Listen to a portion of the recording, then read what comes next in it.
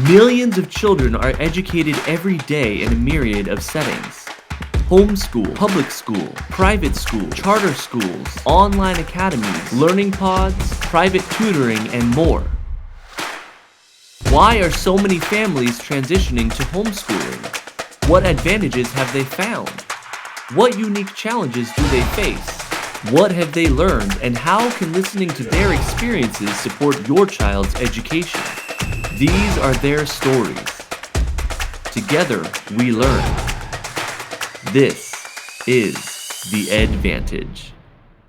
Hello, fellow educators, and thank you for listening. I'm Todd Michael, creator and host of The Edvantage. Today's guest is Tyler Davis. Tyler is a second-generation homeschooler who draws upon his own educational experiences and love for learning to encourage his daughter in her education. He and his wife choose homeschooling because of the freedom, flexibility, and autonomy it affords. They take a child-led approach to learning while gradually adding in more formal curricula, all the while keeping the goal of helping their daughter maintain a love for learning. In his professional life, Tyler enjoys combining his love for animals with a knack for solving problems, and in his free time he enjoys reading, spending time with family, and serving in his local church congregation. I hope you enjoy the interview. All right, Tyler, welcome to The Edvantage. I'm so excited to have you on. Yeah, thanks for having me on. Happy to help contribute to people being able to homeschool better. Yeah, and you are male guest number 2, but homeschool dad guest number 1, the first homeschool dad guest. So no pressure, but hopefully you'll be the first of many. So I would like to hear a little bit. And them and make it so they don't want to because it was just so great. Yeah, exactly. I was joking, but I do want to hear a little bit about your own education because, there's a fair amount of homeschool dads out there. There's fewer of us who were homeschooled ourselves and kind of have both of those perspectives to speak from. So to start off, tell us a little bit about what and I kind of make the separation between education and schooling because those aren't always the same thing. Tell us, though, about your education and your schooling and the details of how that played out in your life. Okay, so I got a pretty good mix of both to start when it came to homeschooling and public government-funded schooling and all that. I was in public school up until 4th grade was my last year full-time public school. From then on, I was homeschooled for the rest up until I started going to college and just at the community college. But I did activities at the high school.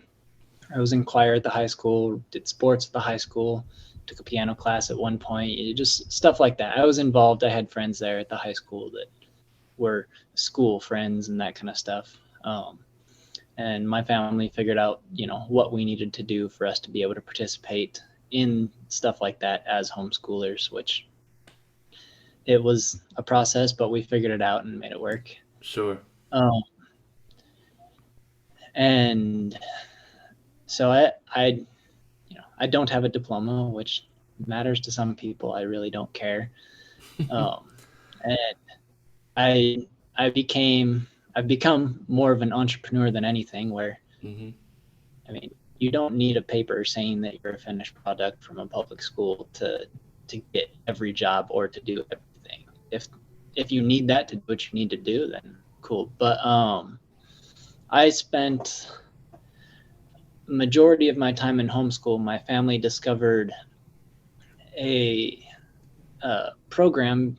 It was still kind of in its infancy at the time, called Thomas Jefferson Education, and it has evolved. And I don't know what I think of what it's evolved into, but the initial book written by the guy who kind of researched it and set up, hey, this is how our forefathers learned. Specifically focuses on Thomas Jefferson and all that. Sure. More like dealing with mentors and someone to guide you in obtaining your own education and learning how to learn, learning how to think, learning how to study, and having that mentor versus a teacher just who's there to be your guide. and had a lot of that. When I was around 12, I started working for someone who did pony rides and petting zoos, and also had a lot of exotics and did exotic animal shows. And I had a very keen interest in animals and animal behavior, and um, I spent a fair amount of my school time studying animals and reading books about animals and catching the wildlife in our yard and in the desert nearby, and studying that, handling wildlife. And I'm sure some of the stuff I did as a 14-year-old kid probably wasn't completely legal now that I understand stuff. And uh, it was stuff where I spent a lot of time, though, getting to study what I wanted, which was my favorite part of our transition to homeschool. Is part of the principle is structuring the time for school, but not necessarily the content. Obviously, you got to learn the basics, math, reading, writing, grammar, all that stuff. But after you've got the basics down, you have the tools you need to learn anything you want. And that's kind of how we did it. I learned how to study by studying things I was passionate about. Right. And my friend, who I'm still friends with her today, who ran the animal show business, became my mentor of sorts on many aspects. And she went to school for exotic animal training and management, and for a long time that's what I wanted to do. For a while I had a dream of working with field research for National Geographic or an associated organization, stuff like that.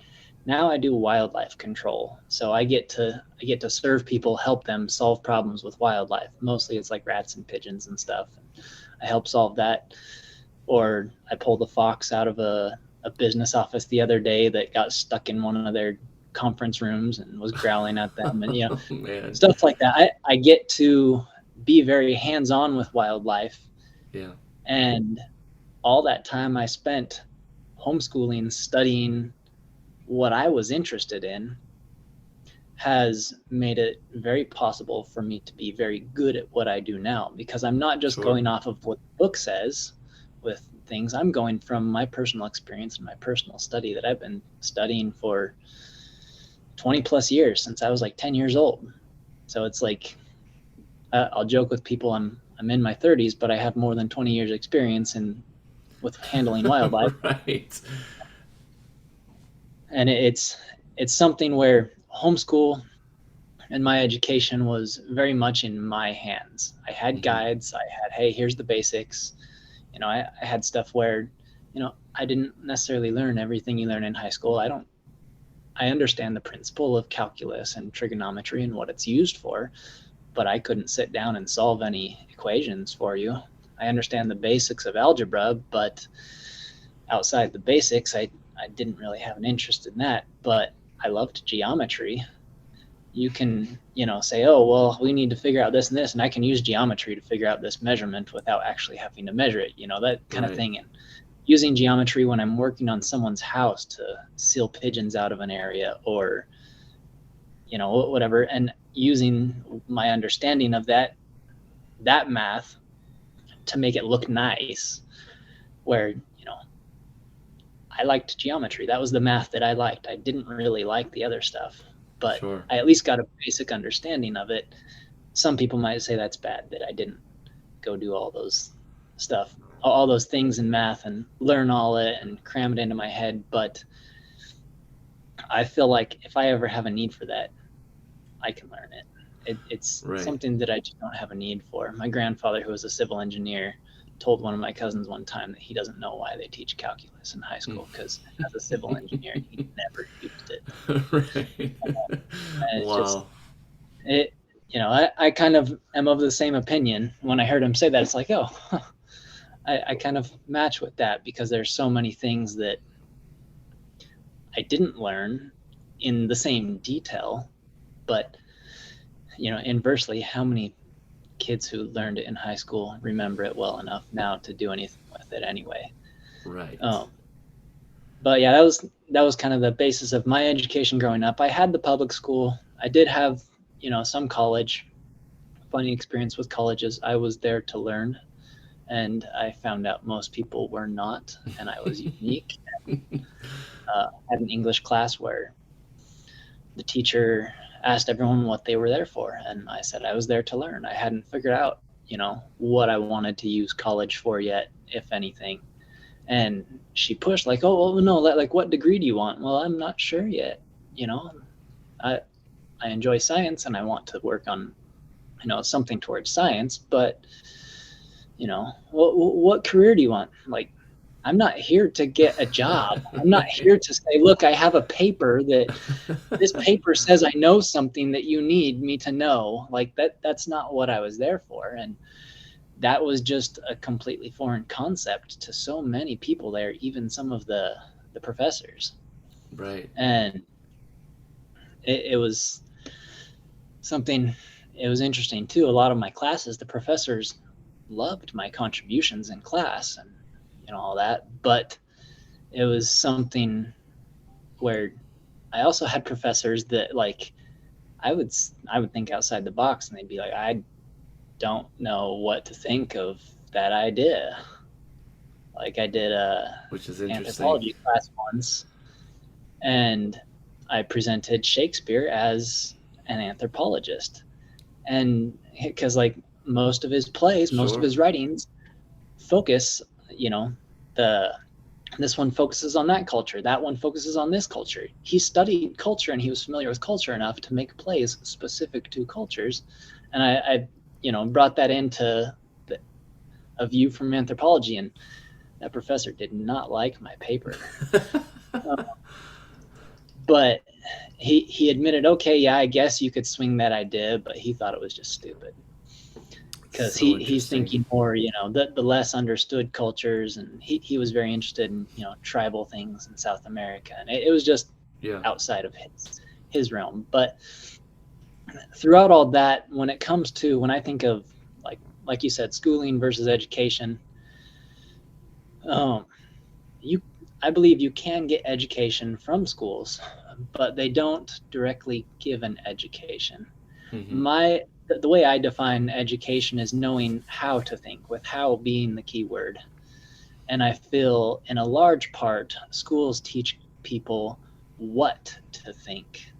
And then sometimes they even teach them when to think it. And Mm-hmm. I've seen so many times where my interactions in the workforce, or really any interaction where, hey, there's a problem, we need to solve it, and I'm working through trying to find a solution, and I will recommend something like, oh, well, I don't know if that'll work, that's meant for this situation. It's like, Right. it it's not specific to a situation. If the principle of that solution in that situation works there, let's see if it'll work for this one, because they're similar. Mm-hmm. And like, you know sometimes people just have such a hard time thinking outside of the box that public school created for them. And I'll hand it to some of the teachers out there. Some of the teachers are absolutely wonderful at teaching kids and their students, even in college, how to think, how to Mm-hmm. open their mind and put ideas together that are seemingly unrelated and make something out of it and figure out a solution, take a situation that maybe no one has ever thought of a solution for it before, which this is all one thing where I really enjoy in my work. Sometimes I really do have to think outside the box Oh, I can imagine. with figuring out, how do I get that animal to do this thing, or to go there, or to not go there. you know I can't do it this way, because then the raccoon is going to rip it to shreds, because the raccoon is, you know, stronger than the pigeon, or, whatever. Right. Yeah. Sometimes I'm dealing with more than one species in a house, and I have to get creative and think outside the box. And even in simple situations in the workforce, different jobs I've had, because I've worked lots of different jobs, learned lots of different things there. I find it in some ways almost pathetic how hard it is for some people to problem solve. And Mm-hmm. it's because the problems they come up with are not the ones they were taught about in school. They were Mm-hmm. not taught what to think in a situation like that. Right. So learning how to think is I think the most important part of education, because if you can do that, you really can learn anything you want to learn when it comes to, can you read, and do you know how to process what you're reading? Do you know Mm-hmm. how to think? Do you know how to understand it? And if you don't understand it, you know how to progress in understanding it. You know, Yeah. but It, and I think there's yeah, a layer of, something you said early on that I think is so important is, this idea of a piece of paper letting you know that I know something that you need me to know. And all too often, people will come away with a degree or, at the other end of their schooling experience and have, in practice, not really any more usable knowledge or information than they did when they started the process. And a lot of that has to do with how many people approach their education. It's more about, can I get through the class? How quickly can I get through all of these classes? How can I get a passing grade? How can I get credit for doing this thing without actually having to learn this information? And I saw it around me all the time, and it's a it's kind of this hilarious situation where, like, as consumers, if you view an education from a consumer standpoint and you're paying money to get access to this knowledge, it's one of the rare situations where people often want as little as possible for their money. Like, I want to pay full price, but I want to learn as little as possible. I just want to get through to the other end, because what they see as the commodity is that piece of paper. Whereas yeah, what you're describing is not only a mindset of, I can learn in any environment, I can learn from any person. I spent, you're talking about spending a lifetime learning, but you're then applying what you learned. And I would much rather have a limited amount of understanding and knowledge be applied, but actually be applied, than to have somebody who studied extensively for years and years and years and doesn't know the first thing about putting it into practice. And I do see that as by design. I mean, I think there's a lot of, things about our traditional school systems that contribute to that.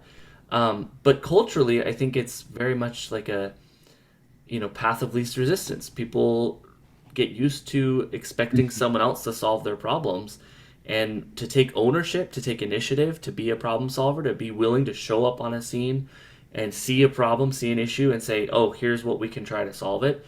That takes effort, and it takes risk, and it takes failing, just as, risk of failing just as much as there is to succeed.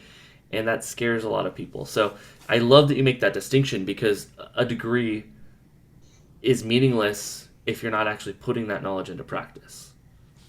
yeah, and like I could, an illustration within my industry is, before I started my own company and was working for another company, I had coworkers who had degrees in wildlife biology, and some of them were very intelligent people, very passionate about the subject, loved it. They knew and understood. They didn't just go get a paper saying they knew about wildlife biology. Sure. They learned in the process.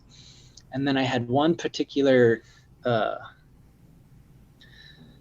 coworker that, when I learned that he had a degree in wildlife biology, I was kind of shocked, because of the It's kind not a of good sign. questions that he had previously asked me. And it's just like, wait a minute, he has asked me this and this and this in the past.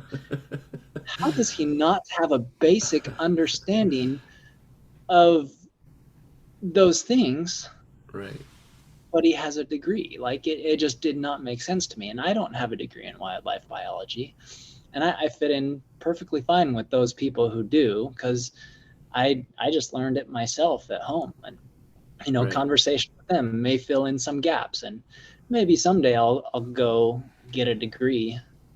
Specifically, ornithology is one of my favorite uh, branches within zoology, but maybe I'll go get a degree and see what gaps it fills in my store of knowledge. But I really don't know what gaps it will fill based on conversation I've had with people who have degrees. It's just, I understand what they're talking about, and I can have in-depth conversations about the subject. Right. And it's all just, I learned it myself. Right. I read lots of books. And that's the distinction to be made. Schooling is a way to gain knowledge. It's not the only way. And I think that's what it boils down to. And it's also not a surefire way, as we can see by the, you know, high rate of people who finish out the other end and still have huge gaps and don't understand. Yeah, So and it's all about your effort. it is, and kind of within there too. I will say there are, different styles of learning. People learn different ways, and you have people who are audio learners, visual learners, kinesthetic learners, all that kind of stuff. But sometimes the environment plays a huge part in that too. And there are definitely people where the public school system is absolutely the best place for them to gain an education and learn how to Sure. think. And there are people who excel in actually learning how to think within the public school system. But Sure. as with homeschooling or any other kind of education system, there is no one size fits all. There may be categories and that kind of stuff and things that work good generally for this type of person or that type of person. But I think the great thing when it comes to homeschooling is if you're doing it properly, you don't have to try and fit everyone into the same mold. Whereas public Right. school is trying to do that. There are people who fit that mold, but Sure. Yeah. I didn't. I was bored out of my mind in school. I'm like, okay, you taught me how to do this. I did it 10 times. Why do I have to do it 40 more times? Like, this is stupid. Yeah. I was just so bored. Why do I have to write this word a dozen times on this paper? I see how it's spelled. I wrote it 3 times, and now I'm just like, this feels useless. Why do I need to write it this many more times? And I get for some people, they absolutely need that to imprint the information on their mind. Hmm. That the repetition is required for them. Where, I mean, I believe it really is for anyone to some degree, but a lesser degree for some. And I was just bored out of my mind in public school when I was Right. there. I was diagnosed with ADD because I was so distracted. I wanted to do something else. Like, Yeah. I get it. I learned it. I understand it. But um, it was funny. I remember a parent-teacher conference. My parents told the teacher that, and she's like, "What? No, that not him, not Tyler. He's not ADD. He knows how to focus on stuff." And it's I would just get really bored. Yeah, it's all about the subject, not your ability, but like what are you focusing on? Yeah, You go out and tell a random person on the street, "Here's a really interesting book. I want you to read it for 10 minutes without it being interrupted," and then you hand them a phone book and say, "Read these random pages for 10 minutes," and like which one's more interesting, which one held your interest. They're not going to pick the phone book unless maybe if they're in like a particularly sorted page or something. But yeah, those labels and those conclusions, it would always boggle my mind as a classroom teacher when people come to me with concerns like, "Oh, this kid is having a really hard time," and I'd be like, "Well, what are you expecting them to do?" And 10 times out of 10, it was about the expectation, not the kid. It's like, well, I want this little boy who's super energetic and has a brilliant mind for body mechanics to sit still and work on his handwriting for 20-minute segments of time. And I'd be like, okay, so let's not have him do that. Let's back up.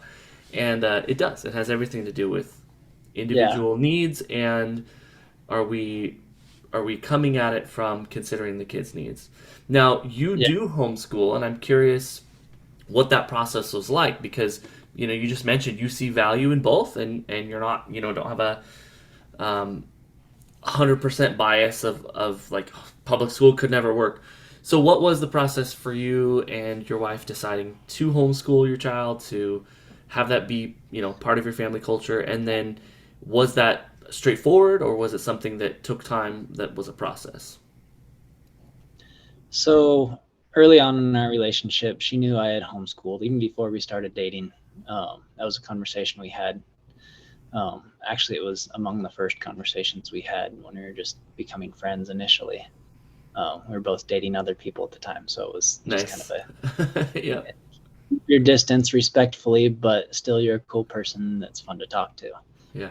Um, but she actually homeschooled for a while, funny enough, because of religious persecution in the area they lived, Mm. um, that she was bullied horribly in school because of, you don't have the same religious beliefs as us kind of Yeah. thing. And so you're bad. And my mom says, I can't be friends with you. And, all that stuff. And it got bad enough at a point that their family decided to homeschool, and they did more of what I might call public school at home, where it's like, okay, here's Sure. all the material, just do the material, and Yeah. then you're done. But her memories of it are, okay, if I wake up at 6 and I just knock out all my schoolwork in 3 or 4 hours, then I have the rest of the day free to do what I want, which becomes in a way similar to like how I had, where it's like, okay, we get this stuff done and then I can go learn what I want. And Yeah. a big part of my perspective when it comes to the homeschooling and choosing to homeschool and figuring out how we want to do it, which made sense to Laura, and we did, she agrees with this, that probably one of the most important things when it comes to successfully homeschooling and helping your kids learn is having the desire to learn. Mm-hmm. And like for me, I love learning stuff. I have a love of learning, and the biggest thing when it comes to homeschooling our daughter is I want to instill in her a love of learning. And I feel like to this point we've been able to do that. She loves to learn new stuff, especially when it's interesting. Yeah. But she has those times where it's not so fun. And that's something that we have been teaching her since she was actually very small. Like she was probably 3 or 4 when she started understanding the concept of numbers, and even like actually sharing the principles of multiplication with her at that age. She understood the very basic parts of it, just dividing groups into smaller groups, and Right. Yeah. Groups of. Understanding that kind of stuff. But something I see with it's a principle of animal training too that very many people just don't understand. If you have we'll use a dog because that's common. If you have a dog, every single interaction with your dog is training that dog something. It's learning something from every single interaction. And we knew before we had our daughter that we wanted to homeschool. And I've done a lot of animal training with domestic animals, and building trust with wild animals, which is a training, that kind of stuff, and that kind of thing that I've done. It's something that transfers over to all of this a lot, because every single interaction with my daughter is in some way training her or teaching her to some degree. Mm-hmm. Homeschooling started from the time she was born.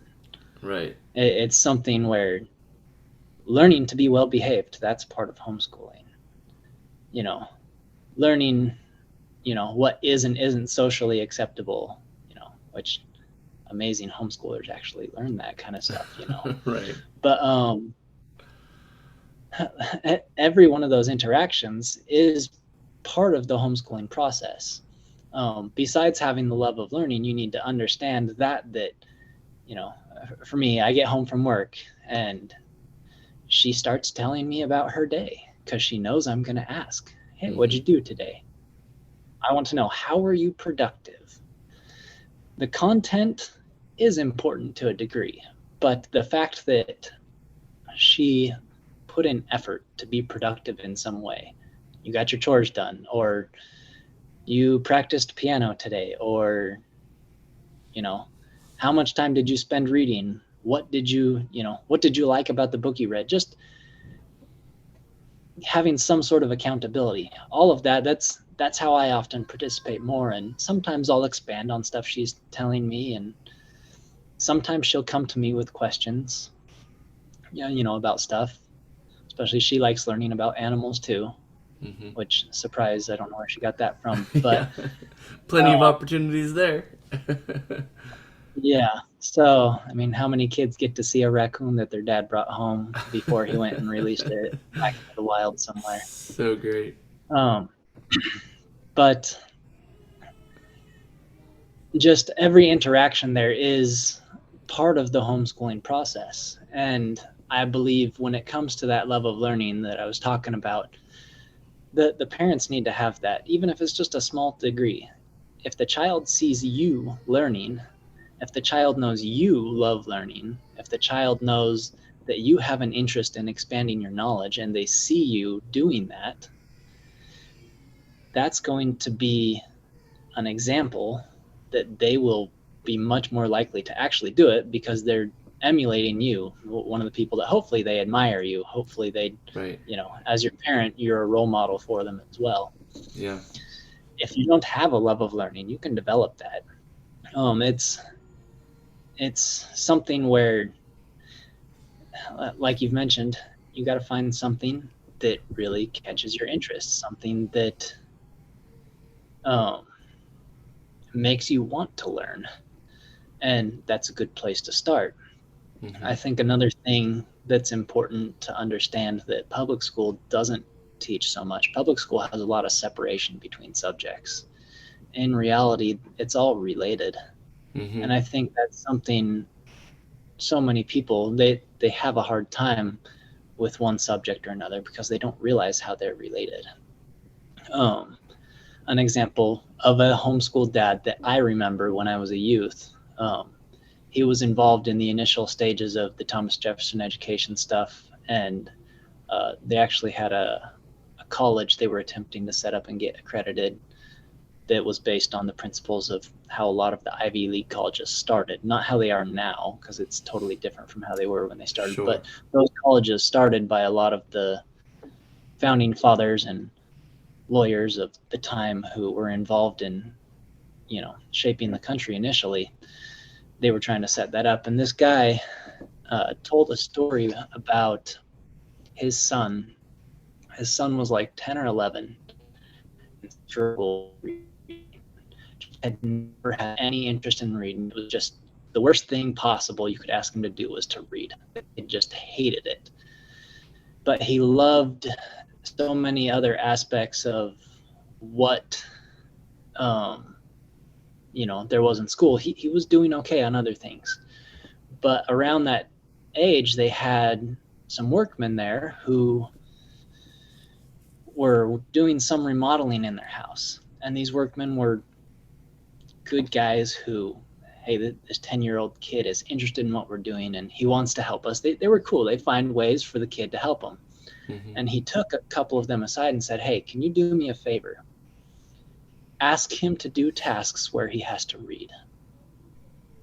Ask him to do things where, like, hey, can you go get the box that says this on it? And suddenly there was a motivational purpose behind reading. Yeah. And within a year, you would have had no idea that kid couldn't read a year before. He's reading at college level a year later because all of a sudden the motivation was there to learn it. And that's something similar with our daughter. I mentioned she loves math. She's always liked learning that stuff. And she likes learning about animals, particularly dragons. That's her favorite. She's a big fan of the How to Train Your Dragon and says she knows as much as Hiccup in that. But with all those interests, we've put out there many times, like, hey, you want to learn more? You want to understand more? You want to understand what this page is teaching you about math? Mm-hmm. And you don't have to wait for mom or dad to explain it. You got to learn how to read. Yeah. And now she's 7 years old. and she's just starting to get excited about reading. Mm-hmm. But it's funny because she she knew the basic principles of sounding out words and being able to read since she was like 4.5, 5. So it's something that like we worked with her and would help her, sound out words, find words that were fair, being that they followed the rules better because obviously Sure, yeah, some English language. no. But she's been able to do that and understand that for a few years.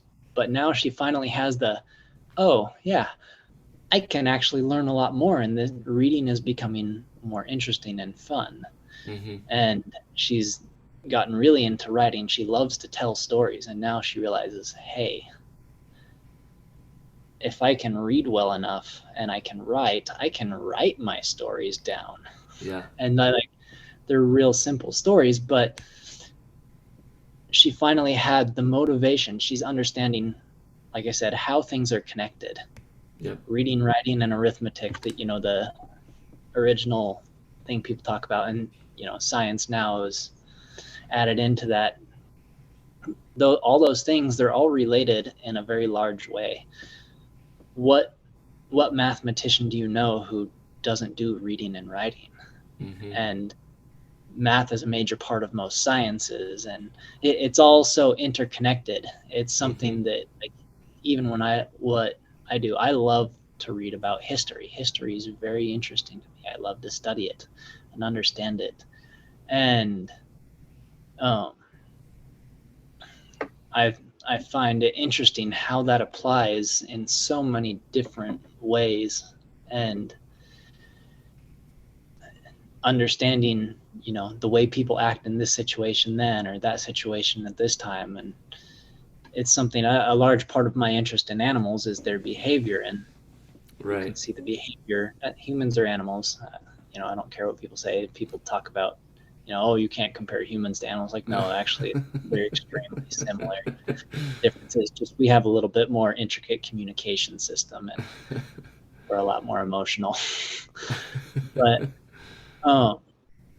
it's interesting to me to see too how there's the separation of the subject when really it's all so interconnected, and they don't really teach that a whole lot. They don't teach how one subject relates to another. And but yeah, that kind of back to my role as a dad with the homeschooling. A lot of it does tend to be accountability. I get home from work and, hey, tell me about what you learned, tell me what you accomplished today. And that's probably the biggest part in supporting the efforts Laura makes here at home, and all that is providing that level of accountability that she knows I'm going to be checking in. Right. And oh, you didn't listen to mommy today, that's kind of disappointing. You need to listen to mommy and do what you're told, and that kind of thing. Yeah. There is sort of the typical dad role of you obey your mom, Right. or you have to answer to me kind of thing. Yeah. But doing just similar thing in schooling is a large part of it, and then taking the time to add my 2 cents here and there, fill in a gap I may perceive, or that kind of thing. And really, I do think, though, the biggest thing when it comes to parents in general with homeschooling is fostering a love of learning in the child, and the easiest way to do that is to have a love of learning yourself. Right. And I find it so interesting that you you mentioned that your daughter's interested in animals, and that's like she gets these experiences, and she has an interest in, obviously you influenced it. However, I think it's really cool that she gets those unique experiences, she gets that deeper knowledge from you. And I would assume you're having these conversations with her where you're sharing not just like, hey, look at this cool animal I brought home, but you're also sharing that information, sharing that knowledge. And that's a piece I think a lot of dads overlook, or maybe don't count as part of their child's education or part of the homeschooling. Is like, whatever your role is in your career, whatever your interests are, those should be shared with your children. And maybe your kid's going to pick it up, maybe not, but that doesn't shouldn't determine whether or not you share it. So even if your kid Mm. kind of thinks it's okay but isn't that jazzed about it, taking those opportunities to teach and share and show them what it is you do all day with your time and what you are passionate about learning about, and maybe things that don't relate to your career but are things that you love studying. And you mentioned you love history. That's another area where the older she gets, the more you can talk with her and engage with her about history. And so I think that's an important piece that a lot of dads can overlook, or maybe can even take for granted, and they don't jump into those roles or those opportunities as enthusiastically or as frequently as they could if they had that mindset of realizing, wow, those are really valuable opportunities. Whether or not we call it officially homeschooling or it's part of the daily schedule is irrelevant. It's a chance for me to pass knowledge and passion and information on to my child. And just as you so well say, model my passion for learning, my excitement for learning, my lifelong learning for my child, so that they realize, no, schooling isn't something that stops at some point in time. It's part of who I am, and it's going to continue until the day I die. I'm curious what advice or what input you would have for the dad who would like to be more involved, or who sees the homeschooling as maybe something unrelated to them, or that happens while they're at work, and so they're like, I don't know, that's my wife's thing, that's not my thing. What advice do you have for dads who would like to take more of an active role, or maybe even for wives who want to invite their husbands in to have a more active role? Um, it's an interesting one because, again, like we've already talked about, it all comes down to desire. If Mm-hmm. it, it's kind of something Laura and I have talked about is we just don't get those couples who it's, you know, oh, that's his thing or that's her Right. thing. Guys' night out, girls' night out. It's like, Yeah. no, I married my best friend. Like we we share all the parts of our life with each other, and Mm-hmm. we're friends with each other. We're not just married, we're friends. Right. And um so it is something where we are just intimately involved in daily life with Yeah. each other. And that's something where I would hope that most fathers in general, which I know it's not the case, but I would hope that most have an interest in being involved in their kid's life. Right. And uh, it's, um, I can't remember how it says it in the book, but the part it really stood out to my mind initially when I first became aware of it. If you're familiar with the story from Louisa May Alcott, she wrote Little Women, which is probably her more popular book. But in Little Men, there's um, a scene in one of the movie adaptations that I saw years ago where Professor Bear, the husband, and his wife Jo, they run a school for boys, and there's a delinquent kind of boy that comes to the school and starts teaching the boys some less honorable things. He's, lived in some rough crowds. Sure. Um, he feels like he's teaching these boys to be manly. Mm-hmm. He's teaching them how to fight and beating the crap out of one of the bigger boys and that kind of thing. And um, he he gets in trouble, and Professor Bear gets after him. And to clarify too, I think it's good to know how to fight, but it's not something that should be taught in a mean way. Right. Um, but he takes the boy aside and basically says, "Your understanding of what a man is and what is manly is skewed." He says something to the effect of, the most important thing you can learn to have as a man is compassion. And I'm not saying it word for word, but the idea was there of that you need to learn to have compassion. That is a manly thing. And I think that's a block that a lot of guys have, where it's like, yeah, if something threatened my family, I would beat the crap out of, whoever Yeah. it is. Yeah. That's an I've, easy instinct. Yeah. yeah, but like I've also trained, and I have a pretty good idea of what to do to incapacitate an attacker, that kind of stuff. But at the same time, I can get down on my daughter's level and talk about little kid things with her. I can have that level of compassion that to some may seem unmanly, but manliness isn't just, brute force and brawn and all that, like Right. it's so often portrayed. It's um think about, the best example of a man we've been given.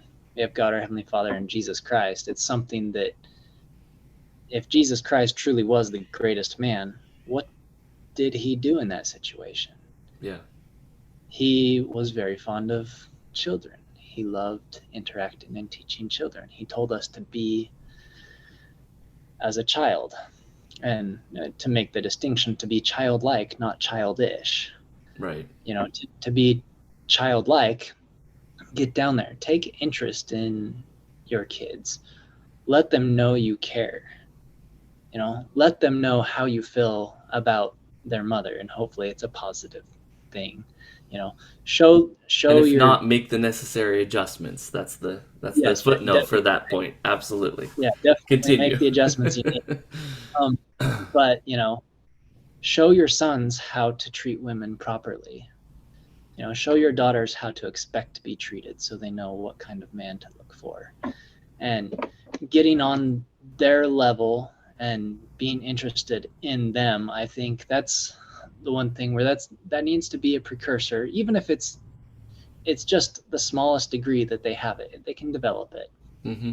It's something where, for the men, that's my advice. For the women, I would say encourage your husband to have that first, to say, hey, the kids would love to show you what they learned.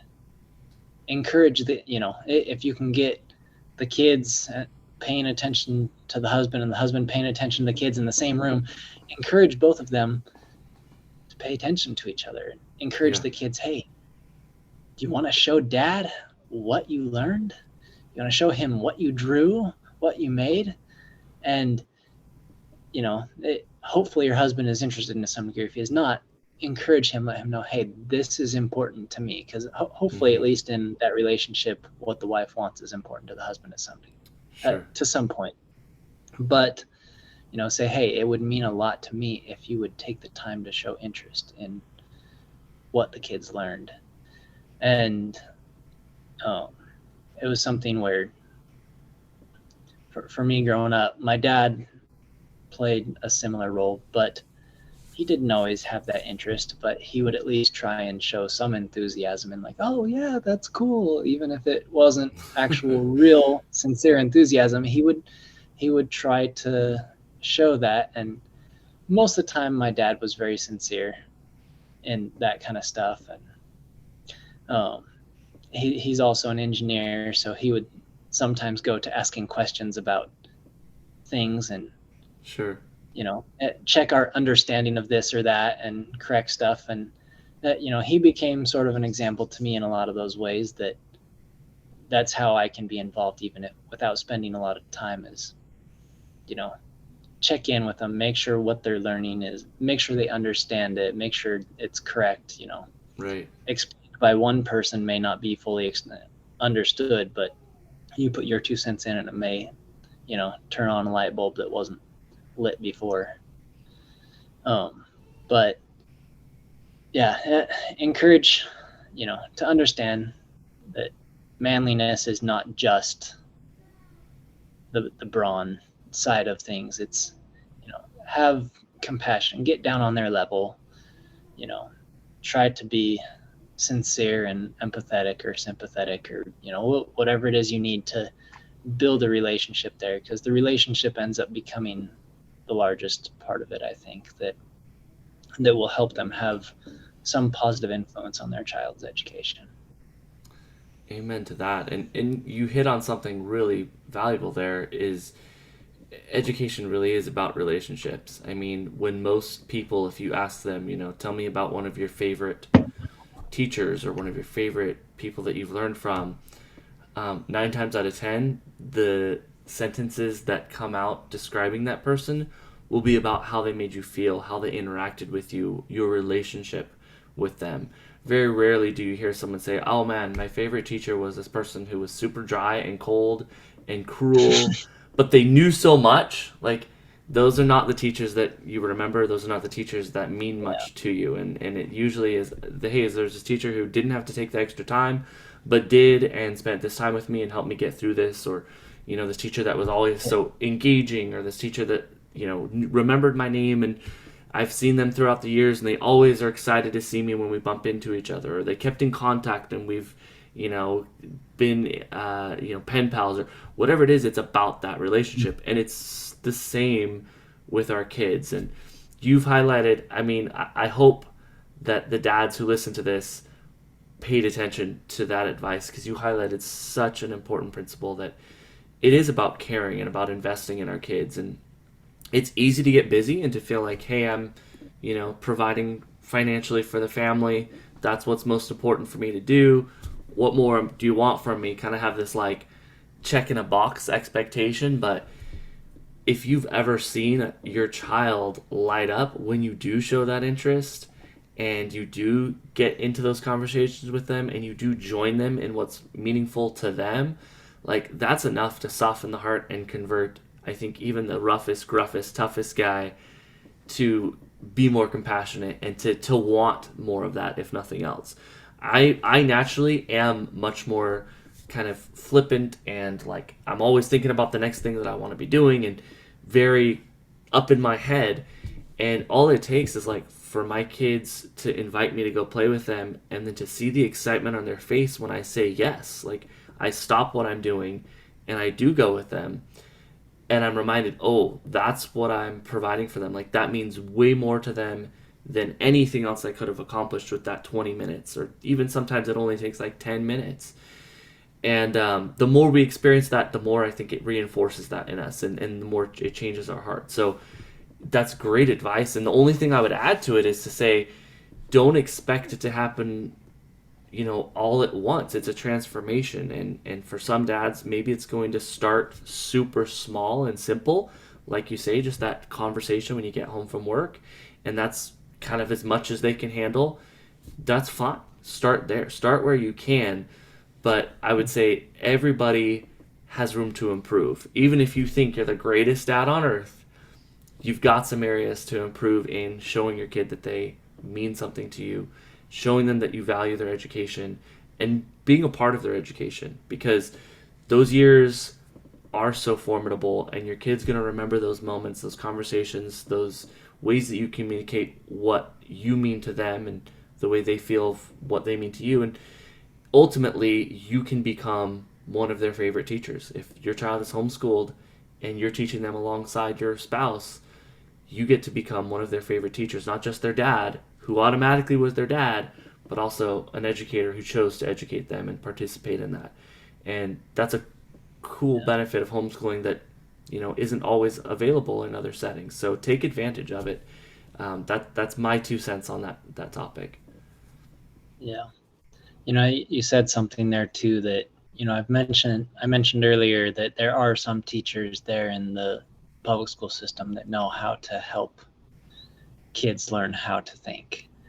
And it made me think of a phrase I've heard used actually more in the entrepreneur world, when it comes to helping people do what you want them to do in your business, is inspire, not require. Right. And, in the public school system, yeah, they have to require certain things, but there are those teachers that, like you said, the ones you remember, typically those ones you remember are the ones who put more effort into the inspiring than the requiring. 100%. And that really is more the role in education that the teachers and the parents have, is inspiring that kid to want to learn.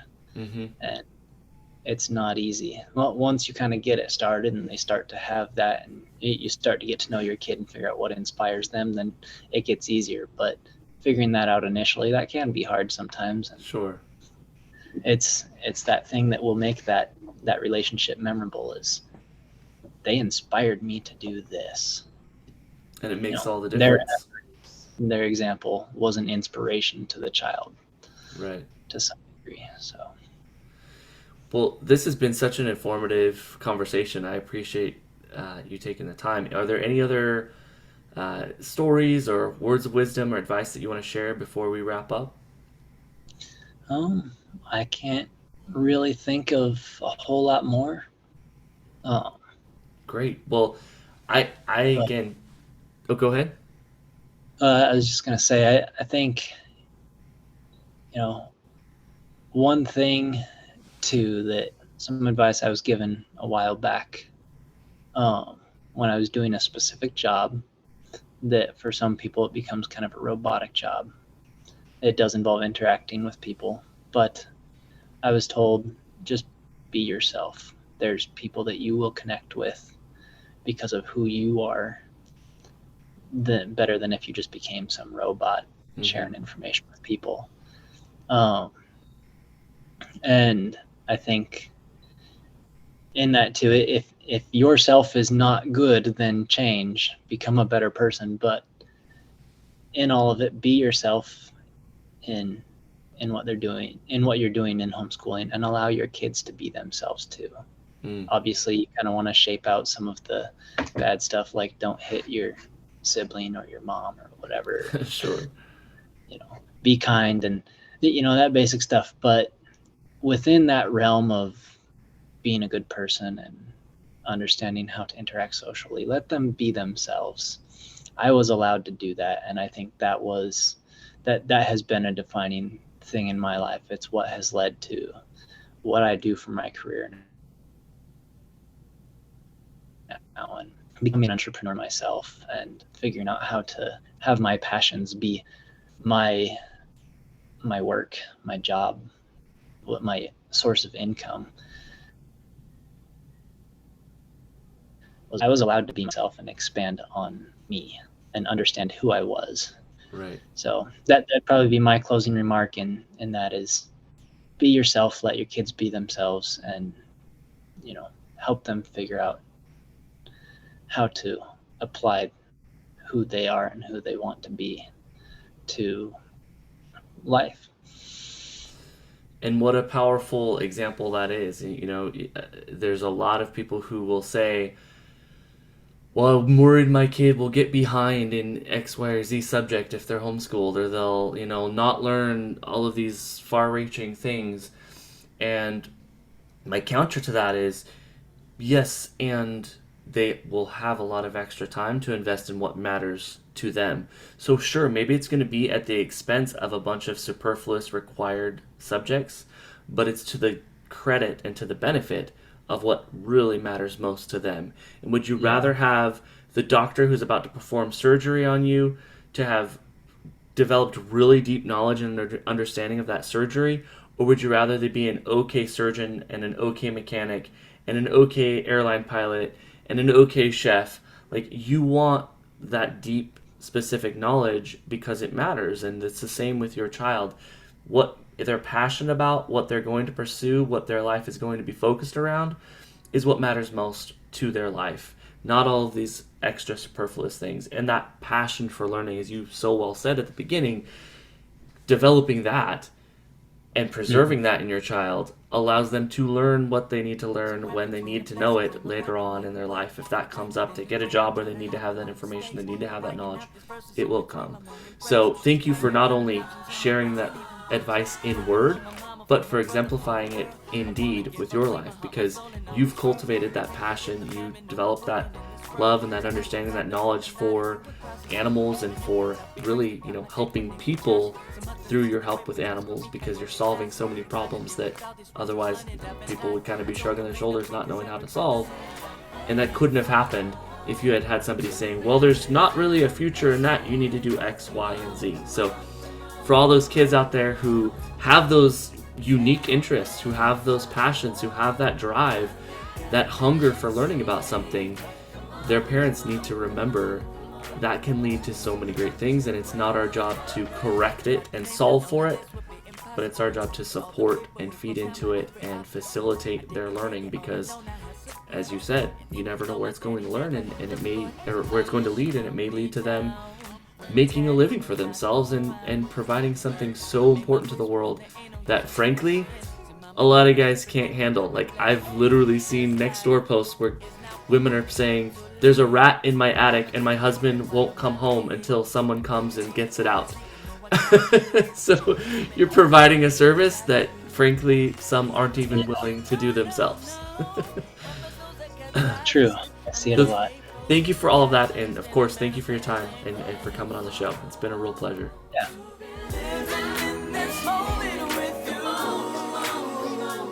That was Tyler Davis, homeschool graduate, homeschool dad, wildlife wrangler, and lifelong learner. If you like what you heard today, please take a moment to give our podcast a positive rating and review to grow our audience, and be sure to share it with the other parents and educators in your life. If you want to increase your understanding of teaching concepts and best practices, head over to homeschooladvantage.com to check out our free resources. And consider becoming a member to unlock your access to the most comprehensive training available for homeschool parents. You can join the conversation by connecting with me on Twitter and Instagram at Todd K. Michael, Facebook and YouTube, Homeschool Advantage, and at homeschooladvantage.com. That's homeschooladvantage with an E.com. Links to all in the show notes. Thank you for joining us. Bye, everybody.